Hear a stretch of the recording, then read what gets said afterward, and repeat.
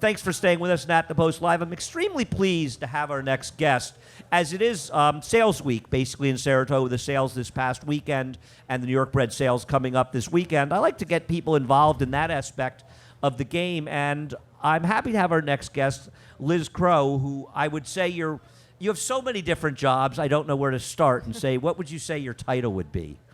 I'd say I'm co-owner of Elite Sales, Okay. and we consign racehorses and broodmare prospects.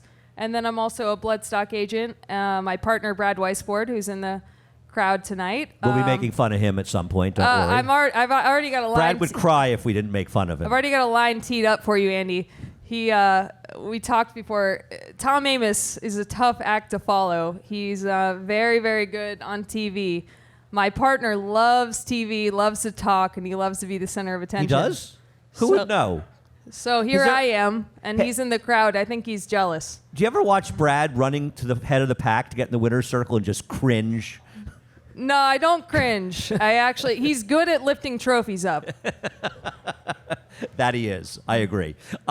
You said that Tom Amoss was one of your early mentors in racing, actually. He was, yeah. I worked in the racing office at Churchill Downs when I was 18, and I had no idea what a condition book was. N2X allowance or a 16 claimer, they were all the same to me. And Tom Amoss taught me a ton. He'd do all his entries with me. I messed a lot of them up, and he was a great mentor. So you were working at racing when you were 18. Now, you went to the University of Louisville, but was that like in the summer? You were interning or in the summer? Yeah, I did it in the summer. I actually did it during a semester. I got a lot of parking tickets because I would try to run to the racing office, run back to my classes. I'd park my car wherever, fire lane, didn't matter.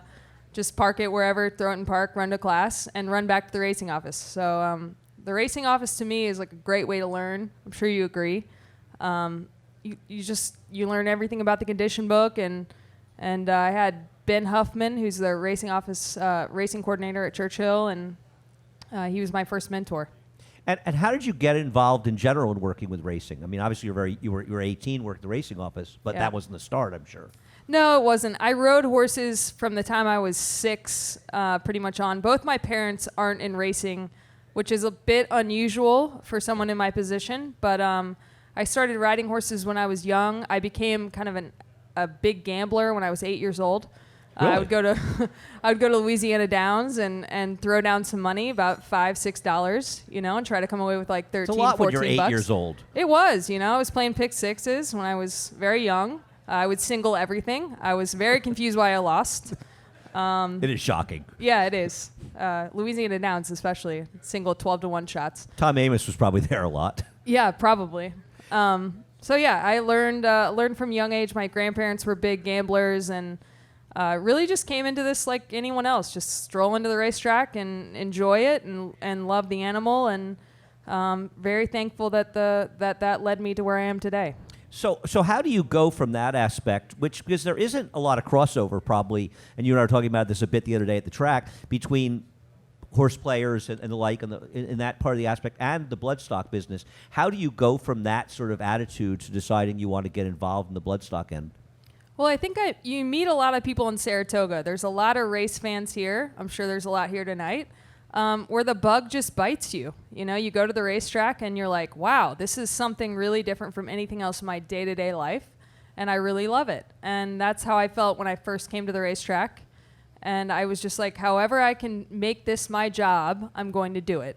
So I went to the University of Louisville's equine business program, and I was just determined to learn every aspect of the sport and try to figure out what I wanted to do down the road, once I graduated. And so I did everything. I, prepped yearlings. I worked at the racetrack for Jonathan Shepard.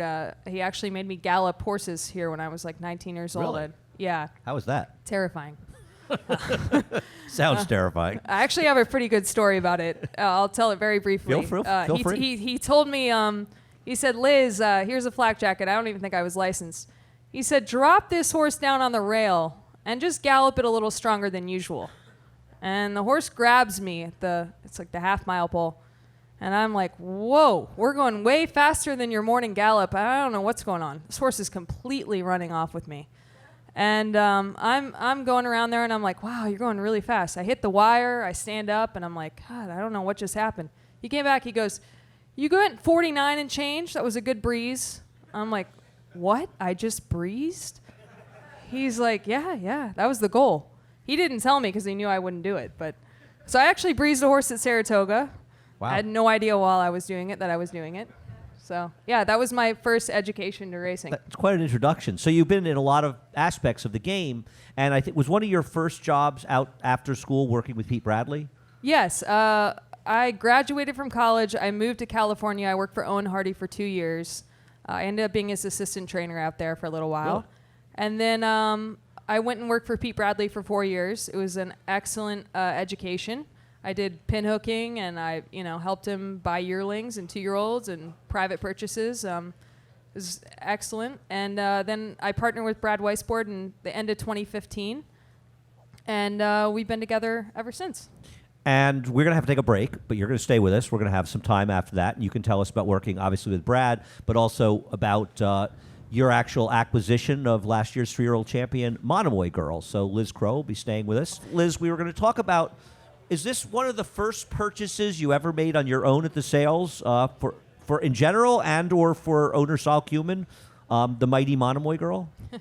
Yeah, she was one of the first purchases I made. 2016 was my first year buying yearlings by myself. And I bought 5 yearlings for him. 4 couldn't run, and 1 was Monomoy Girl. So thank God for that. She's been very special to our team, obviously winning 5 Grade 1s and including the Breeders' Cup, beating older fillies and mares, and just unbelievable way to start my career. And you paid a little more for than sort of you were supposed to or wanted to. I think you got a bit up. I mean, when you do something like that, how much do you worry how bad it's going to look when it goes badly on you? You know what? I'll give Saul Cumin credit. He's not here tonight, but that guy. Let's give him credit for that to begin with. That's actually probably great because he's not. He would be heckling me in the crowd for sure. Sal's been a frequent. He's been on once or twice on the show. He loves the radio, loves the TV, the best. like my partner Brad. They're very similar. Yes, that's why they get along so well. No, you know what? If I love a horse, he lets me buy it, and he doesn't get too upset about it. Like, he's always in my mind when I'm at a sale. I don't have to worry too much if he tells me, buy something for 90. Like, if I buy it for 110, he's not going to get too mad at me. But this was my first year. You have to remember, I've come a long way since then, and I was terrified to spend $100,000 on a horse. I mean, that's a lot of money. You guys can put down payments on a house for that, buy a car for that, buy a couple cars for that. Build a bowling alley. A bowling alley, yeah, that too. Isn't that going on? Yeah, that's right happening now? across the street. So I've heard. From Saratoga. Anyway, so I was a little nervous, but she had everything I was looking for. I've said this a million times, so I won't bore you all with it again, but she was physically incredibly imposing. She was by a sire that hasn't done a lot in Tapazar. It was only his second crop when I bought her, and he was just doing okay. He was kind of cold. And the mom, I actually met the guy that owned the mom. He came up to me at OBS and he said, that mare couldn't outrun me. So you just tells you what she had done in her career. But anyway, I love the filly. I just thought she was physically incredible. And I was so thankful to be able to buy her for $100,000. That was about my last bid, which is crazy to think about. Bought her for $100. I would have struggled to go a little bit more than that because I was supposed to only spend $80. Right now, and you would hate to have actually been one of the few people telling the truth when saying I was the underbidder. There's a zillion underbidders every year for all the best horses, but to have actually been the underbidder must be very frustrating. Andy, this is how dumb I am. I think I was the only person that bid on her. So nowadays, you can tell when you're the only person bidding, and you're bidding against the reserve. I'm pretty sure it was me and the auctioneer bidding on her.